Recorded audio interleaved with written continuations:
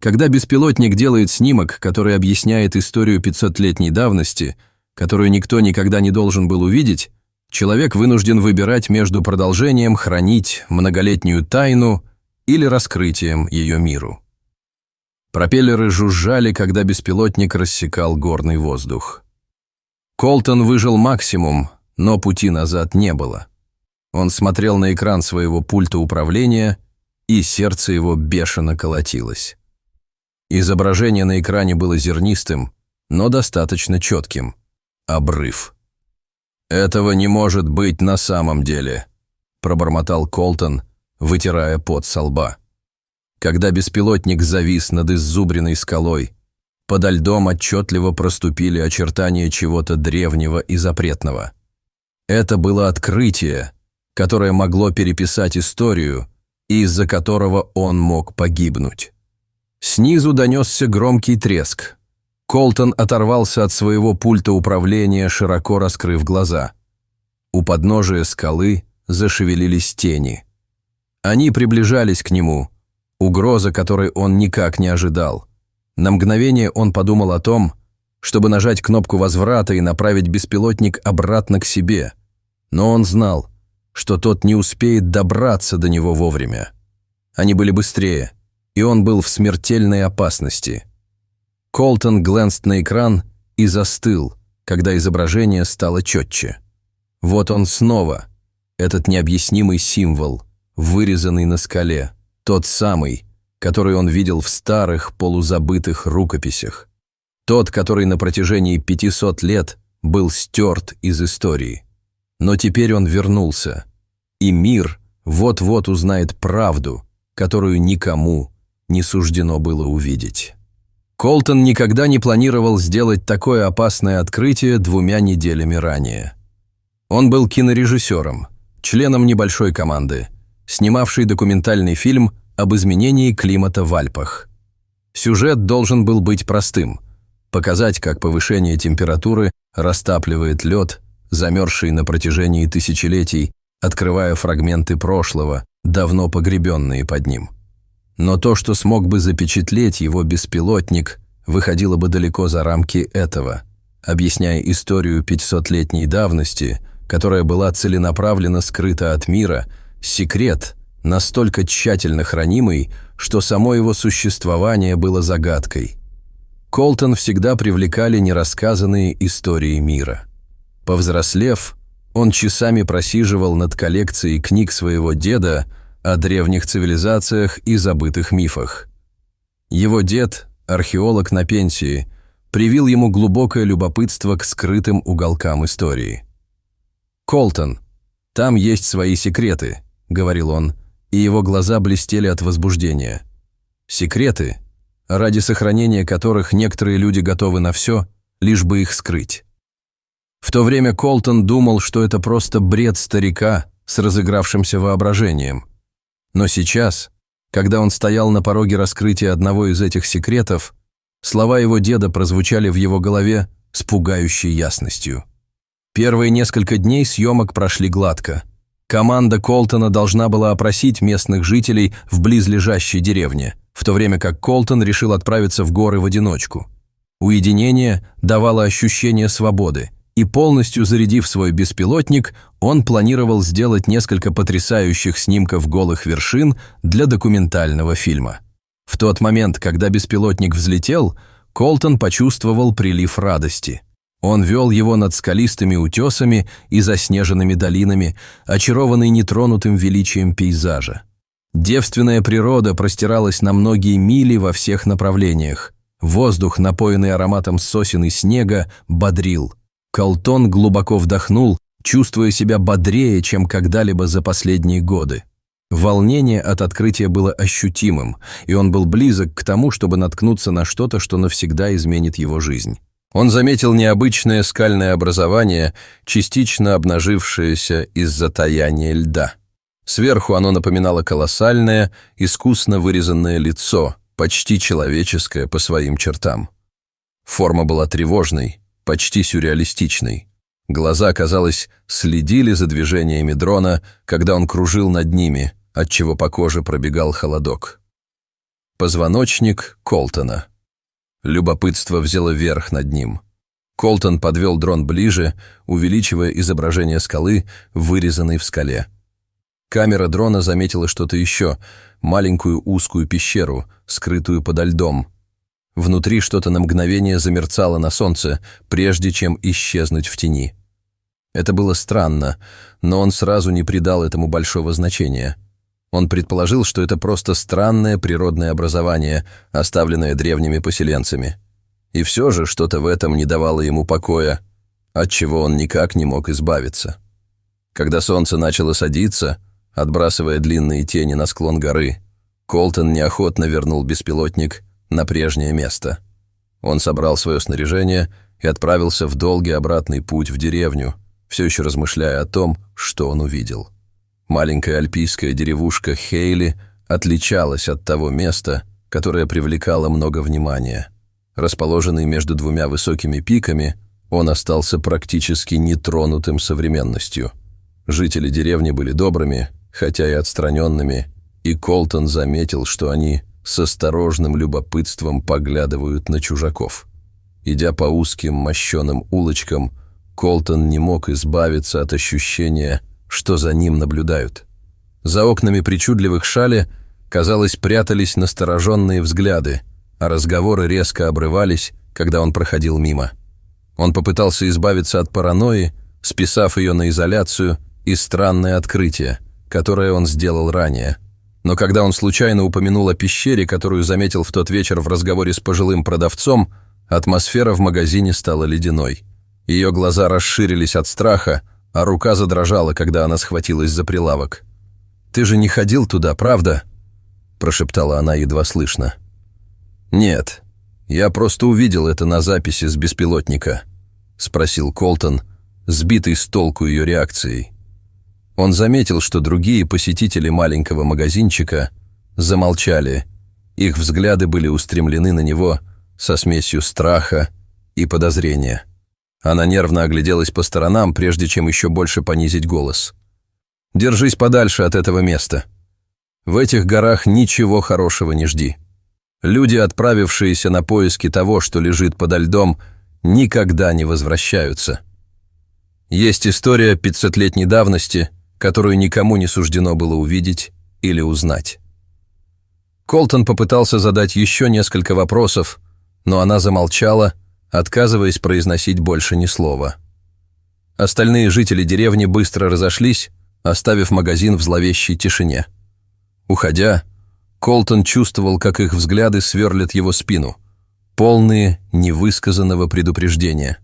Когда позже вечером он вернулся к себе домой, то не мог отделаться от ощущения, что что-то было не так. Уютная комната, которая еще утром казалась такой уютной, теперь казалась гнетущей, как будто стены давили на него. Колтон расхаживал взад-вперед, перебирая в уме возможные варианты. Наконец он сел за маленький письменный стол и включил ноутбук. Он просмотрел видеозапись, сделанную беспилотником, увеличивая изображение пещеры и ее странной резьбы. Чем больше он смотрел, тем больше убеждался, что это неприродное образование. Точность резьбы и симметрия узоров говорили об уме и мастерстве, которые далеко превосходили то, что должно было существовать в этом отдаленном регионе 500 лет назад. Он заметил едва различимый, но безошибочно узнаваемый символ, выгравированный на камне. Он не смог разглядеть 3 переплетенных круга, окруженных сложным узором из рун. Колтон почувствовал, как по спине пробежал холодок. Символ был знакомым. Трясущимися руками он полез в свой рюкзак и вытащил старую книгу в кожаном переплете. Это был дневник его деда, заполненный заметками и набросками, сделанными за всю его археологическую жизнь. Колтон захватил его с собой по наитию, как своего рода талисман на удачу для своего документального проекта. Он лихорадочно перелистывал страницы, его сердце бешено колотилось. И вот он, грубый набросок того же символа, который он видел на кадрах с беспилотника. Паучьим почерком его деда были исписаны поля страницы. Трискель истины, символ огромной власти и опасности, как говорят, указывает местонахождение знания настолько глубокого и ужасного, что оно было скрыто в течение 500 лет, а тех, кто ищет его, больше ничего не слышно. Это просто легенда или что-то большее? Боюсь, я никогда не узнаю правду. Колтон откинулся на спинку стула. Его мысли путались. Согласно записям его деда, этот символ обозначал местонахождение потерянного сокровища, спрятанного забытыми людьми 500 лет назад. Но это не было сокровище из золота или драгоценных камней. Это было знание, которое, если бы его раскрыли, могло бы разрушить основы общества. В течение ночи Колтон углублялся в труды своего деда. В дневнике описывалось тайное общество, занимавшееся защитой скрытых знаний влиятельных людей на протяжении всей истории, которые прилагали все усилия, чтобы сохранить их в тайне. Чем больше он читал, тем больше осознавал масштаб того, на что наткнулся. Но вместе с осознанием этого пришел и страх. Колтон был в опасности, если хотя бы половина из того, что написал его дед, была правдой. Предупреждение лавочника приобрело новый, зловещий смысл. Как скоро за ним придут. В ту ночь он не мог уснуть. Каждый скрип старого шаля, каждый шелест ветра за окном заставляли его сердце учащенно биться. К рассвету Колтон принял решение. Он должен был вернуться в пещеру. Он должен был сам увидеть, что скрывается подо льдом. Когда первые лучи солнца окрасили горные вершины в золотистые и розовые тона, Колтон выскользнул из деревни. Он оставил записку для своей съемочной группы, в которой утверждал, что идет по следу и вернется через день или два. Это была ложь, но он не мог рисковать, вовлекая их в то, что, как он теперь знал, было опасным занятием. Подъем был трудным. Колтон старался изо всех сил, взбираясь на опасные скалы и преодолевая узкие уступы.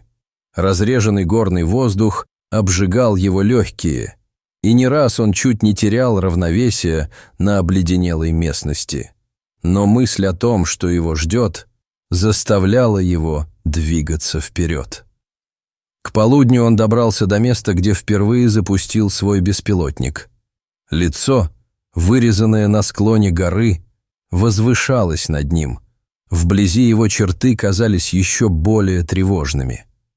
Колтон дрожащими руками устанавливал свое снаряжение, его глаза постоянно метались по сторонам в поисках каких-либо признаков погони. Дрон взлетел, и Колтон направил его ко входу в пещеру. Когда он исчез в темноте, он затаил дыхание, наблюдая за происходящим на своем пульте управления.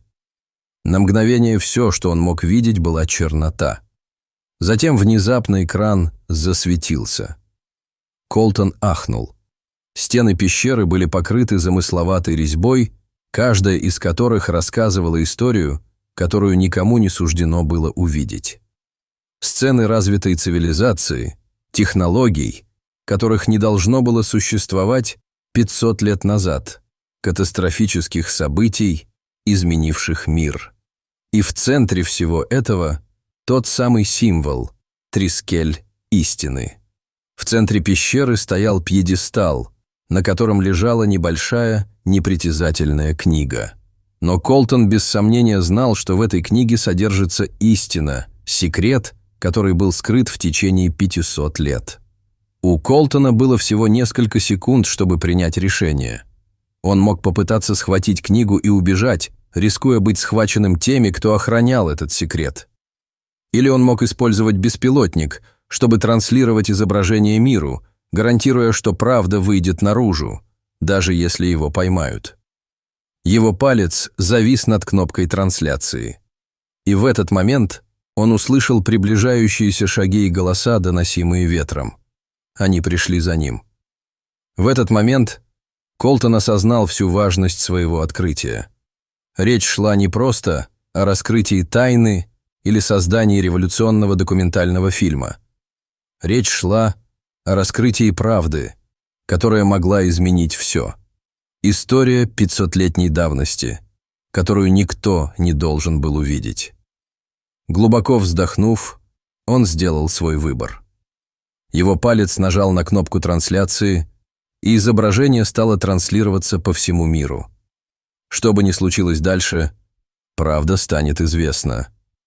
Тени у подножия горы приближались. Колтон отчетливо слышал их крики, полные гнева и страха. Он знал, что у него есть всего несколько мгновений, прежде чем они доберутся до него. Колтон быстро собрал свое снаряжение, его мысли лихорадочно метались. Он должен был найти выход и спастись с помощью своих открытых знаний. Но когда он повернулся, чтобы бежать, то обнаружил, что путь ему прегражден. Перед ним стояла группа мужчин, лица которых были скрыты под темными капюшонами. В центре толпы стоял пожилой мужчина. На его обветренном лице читались беспокойство и решимость. Колтон узнал в нем одного из деревенских старейшин, которых он видел мимоходом. «Ты не представляешь, что ты наделал», — сказал старик с сожалением в голосе. «Правда, которую вы раскрыли, никогда не должна была увидеть свет. 500 лет мы хранили эту тайну». Колтон стоял на своем. Его сердце бешено колотилось.